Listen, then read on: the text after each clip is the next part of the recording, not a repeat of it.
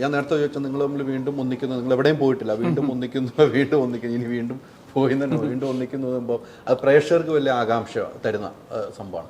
അത് ഇത്തരം ഒരു സബ്ജക്റ്റ് ആകുമ്പോൾ കൂടുതൽ ഫാമിലി എത്തുന്ന ഒരു സബ്ജക്റ്റ് കൂടിയാണ്. എങ്ങനെ ഉണ്ടായിരുന്നു നിങ്ങൾ ഈ ലൊക്കേഷനുള്ള ഒരു കൂടിക്കാഴ്ച എങ്ങനെയായിരുന്നു? ലൊക്കേഷനിൽ എന്താ, ബീച്ചേട്ടന് വളരെ വർഷങ്ങൾക്ക് മുമ്പ് ഞാൻ ആരാധിക്കുകയും സ്നേഹിക്കുകയും ചെയ്യുന്ന ഒരാളാണ്. അദ്ദേഹത്തിൻ്റെ കൂടെ വർക്ക് ചെയ്യാൻ, അതായത് ആ സിനിമയിൽ നിൽക്കുകയാണെങ്കിൽ പിന്നെ അത് നിങ്ങൾ ബീച്ചേട്ടൻ അറിയാമെന്നുള്ള എല്ലാവർക്കും അറിയാം, നമുക്ക് തിരിച്ചു പോകാൻ തോന്നുന്നില്ല, അവിടെ തന്നെ ഇരിക്കും. ഇത്രയും മനോഹരമായിട്ടുള്ള എന്റർടൈനർ വേറെ ആരും ഇല്ല എന്നാണ് ഞാൻ മനസ്സിലാക്കുന്നത് മലയാളത്തിൽ. ഇതിപ്പോ പറഞ്ഞു കഴിഞ്ഞേ ഉള്ളൂ ഇതേപോലെ റൂമില് 5 പേരാണ് 6 പേരാണെന്നൊക്കെ പറഞ്ഞിട്ട് ലൊക്കേഷനിൽ നിന്ന് പോകാൻ തോന്നുന്നില്ല. അതാ. പിന്നെന്താ, ചേട്ടനെ കുറിച്ച് പറയുകയാണെങ്കിൽ ഒരുപാടുണ്ട്. ഈ സിനിമയെ പറ്റി പറയുമ്പോ പ്രണയം ഇത്രയും മനോഹരമായ രീതിയിൽ ഫീൽ ചെയ്യിപ്പിക്കുന്ന മറ്റൊരു നടനെ ഞാൻ കണ്ടിട്ടില്ല മലയാളത്തിൽ. കാരണം മധുര നൊമ്പരക്കാറ്റ്, മഴ, അതൊക്കെ എനിക്ക് തോന്നുന്നു സംയുക്ത കല്യാണത്തിന് മുമ്പാണ്. അതുകൊണ്ടാണ് കാര്യം എൻ്റെ സുഹൃത്തുക്കളെ, സ്ത്രീ സുഹൃത്തുക്കളൊക്കെ പറയാറുണ്ട്, ബീച്ചേട്ടനെ ഒന്ന് കാണാൻ വേണ്ടിയിട്ട് പലരും ലൊക്കേഷനിൽ വന്നിട്ടുണ്ട്. ഇപ്പോഴും എനിക്കങ്ങനെ കാണുമ്പോഴേ എനിക്ക് സംസാരിക്കാൻ, എനിക്ക് ആ പ്രണയം ഇങ്ങനെ സീരിയസ്ലി അത് കറക്റ്റാണ്. ആ ബീച്ചേട്ടൻ അവിടെ നിന്ന് മാറി ഇപ്പോൾ എല്ലാത്തരം കഥ, കോമഡി. അപ്പോൾ തീർച്ചയായിട്ടും നമുക്ക് വളരെ സന്തോഷമാണ് അദ്ദേഹവുമായിട്ട് ഇങ്ങനെ ഒരു അയലത്തെ അദ്ദേഹം പോലുള്ള ഒരു സിനിമ. അപ്പോൾ അതിൽ വർക്ക് ചെയ്യാൻ കിട്ടുമെന്ന് പറഞ്ഞാൽ വളരെ തീർച്ചയായിട്ടും വെറൈറ്റി സംഭവങ്ങൾ ചെയ്ത് ബിച്ചോട്ടൻ ഇത് പറഞ്ഞ പോലെ നമ്മളെപ്പോഴും പുതുമ നോക്കുമല്ലോ. ഒരു സിനിമ ആൾക്കാർക്ക് ക്ലീഷയാവാതെ ബോറടിപ്പിക്കാതെ കൊണ്ടുവരാൻ നമ്മൾ ഓരോ സിനിമയും ശ്രമിക്കുക. അത്തരത്തിലൊരു സിനിമ തന്നെയാണ് നടന്ന സംഭവം. നമ്മൾ കമ്മിറ്റ് ചെയ്യുമ്പോൾ നമുക്ക് തോന്നുന്ന ഒരു ഡിഫറെൻറ്റ് സിനിമയായിരിക്കും.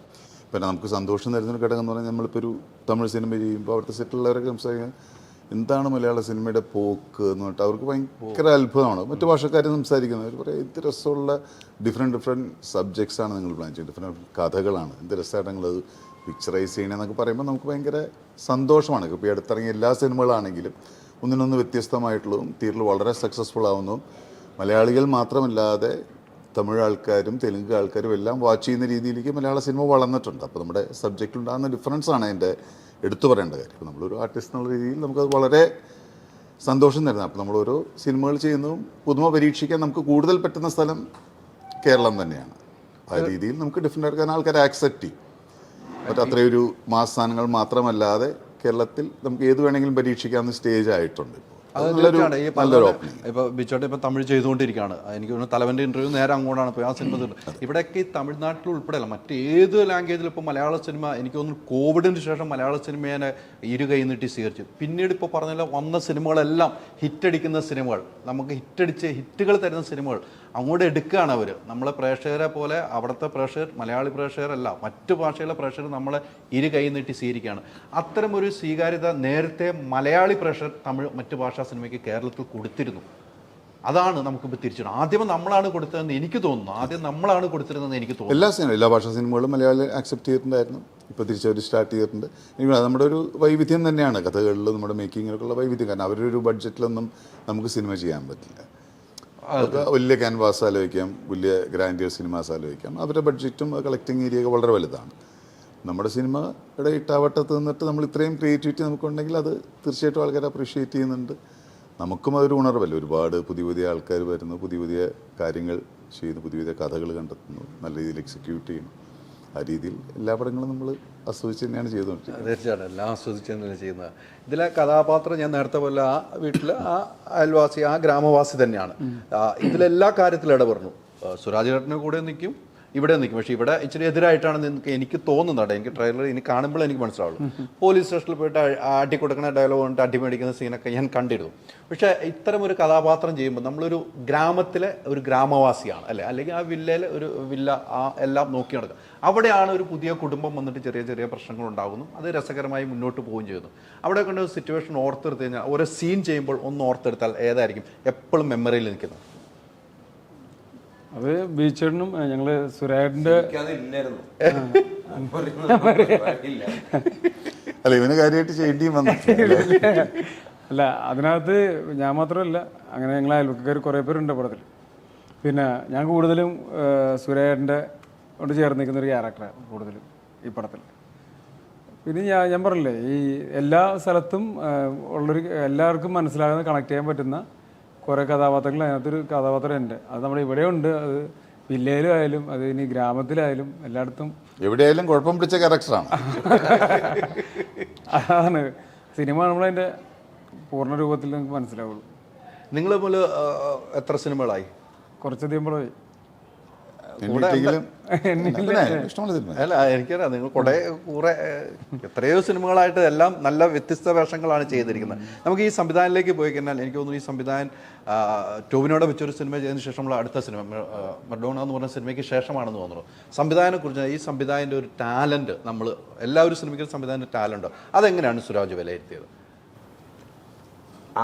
ആ സിനിമ വളരെ മനോഹരമായിട്ട് അദ്ദേഹം പറഞ്ഞിട്ടുണ്ട്.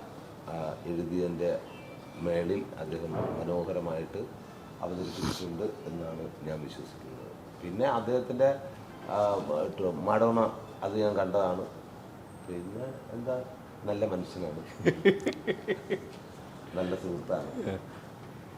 എവിടെ ഇവിടെ കാണുമല്ലോ, എവിടെയും കാണുമല്ലോ. പക്ഷെ ഓരോ സംവിധായകൻ്റെ കയ്യിൽ തന്നെയാണല്ലോ നമ്മൾ അഭിനയിക്കണം, നമ്മൾ എന്ത് ചെയ്യണമെന്ന് സംവിധാനം തീരുമാനിച്ചു. നമ്മൾ അതിന് കൂടുതൽ കൊടുക്കുമ്പോഴാണ് സംവിധാനം ഒന്ന് ഹാപ്പി ആവുന്നത്. അങ്ങനെയൊക്കെ ഈ സിനിമയിൽ നിങ്ങളുള്ള കോമ്പോയിൽ ഒത്തിരി നിങ്ങൾക്ക് സ്വന്തമായിട്ട് കൊടുക്കാൻ കഴിഞ്ഞിട്ടുണ്ടാവുമല്ലോ ഈ സബ്ജക്റ്റിൽ. പിന്നെ വിഷ്ണു നമ്മുടെ അടുത്ത് ഇതിനെപ്പറ്റി പറയുമ്പോൾ തന്നെ വിഷ്ണുവിനെ പറ്റി പഠിച്ച് ഉറപ്പാക്കിയിട്ടാണല്ലോ നമ്മുടെ അടുത്ത് വന്ന് പ്രസൻറ്റേഷൻ ഉണ്ടാവുള്ളൂ. അപ്പോൾ അതിൽ തന്നെ നമുക്ക് കാര്യങ്ങൾ മനസ്സിലാവുകയും പിന്നെ ഈ സബ്ജക്റ്റിന് ഒരുപാട് നമുക്ക് ഇംപ്രവൈസ് ചെയ്യാനൊക്കെയുള്ള സ്പേസ് ഉള്ള സബ്ജക്റ്റാണ്. കാരണം അതൊരു എഴുതിയൊരു ചട്ടക്കൂട്ടിലല്ല, നമ്മൾ ചെയ്തു വരുമ്പോൾ ചിലപ്പോൾ അതിൻ്റെ പെർഫോമൻസ് ഏരിയ തന്നെ മാറിപ്പോവും.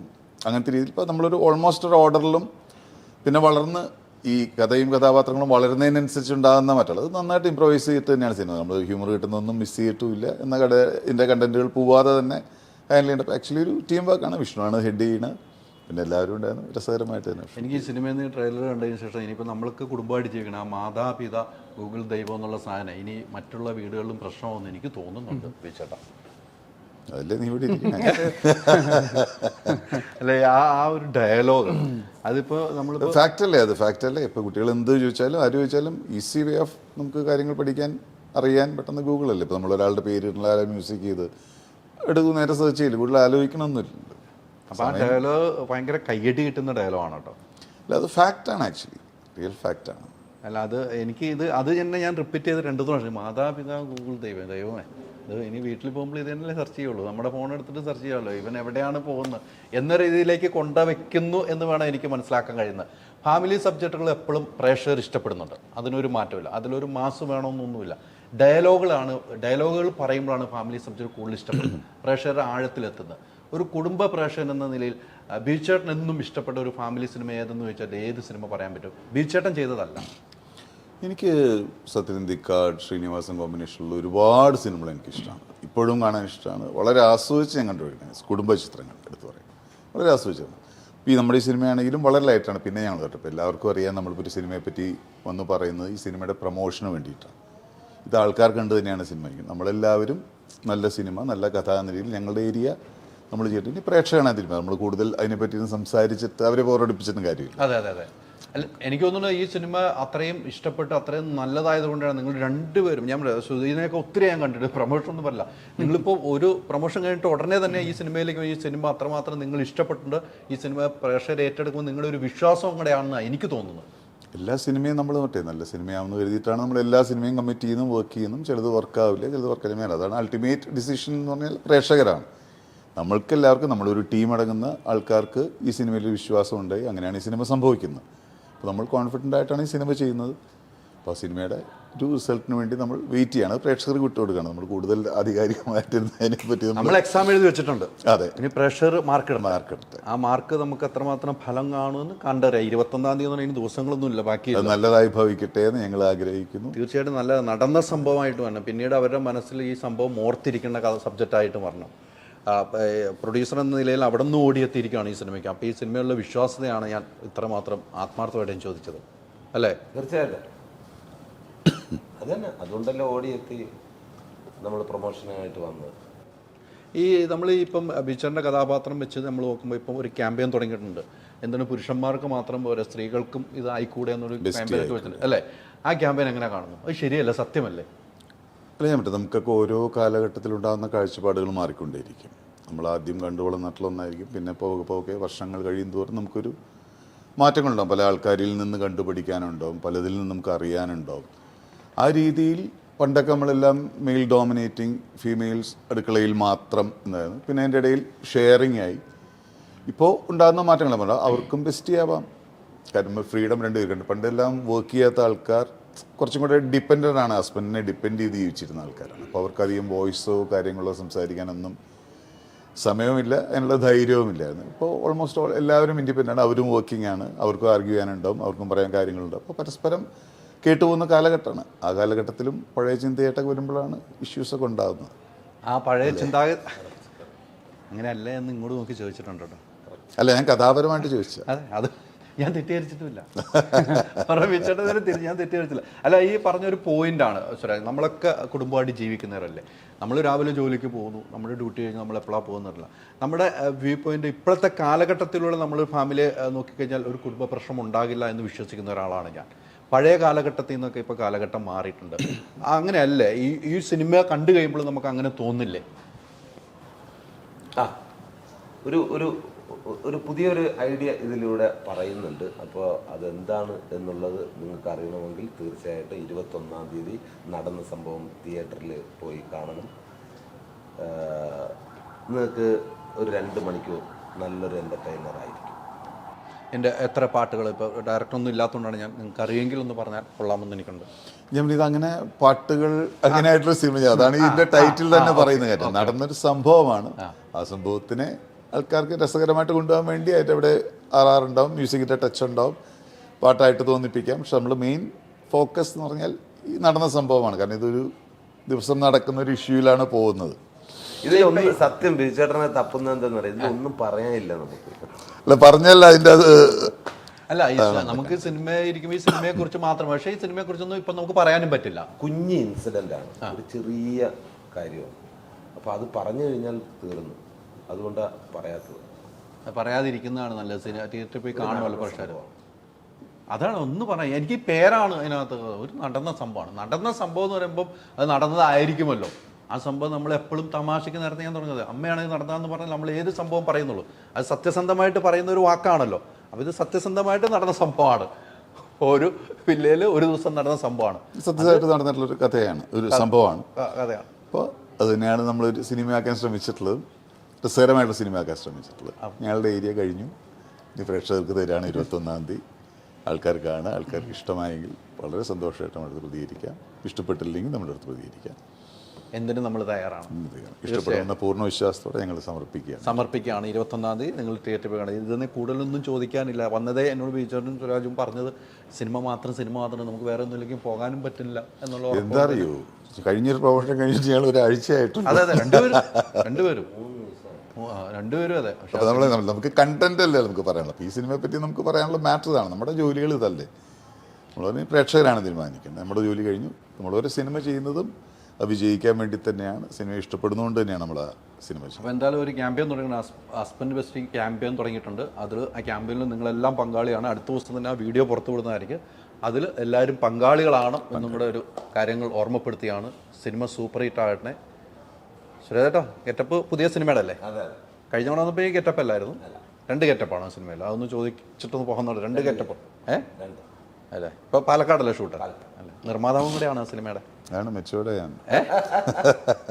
നിർമ്മാതാവും കൂടെ അതിൻ്റെ ഒരു താളത്തിലൊക്കെ ഇരിക്കുന്നത് കണ്ടില്ലേ? ഇപ്പോഴും മനസ്സവിടെയാണ്.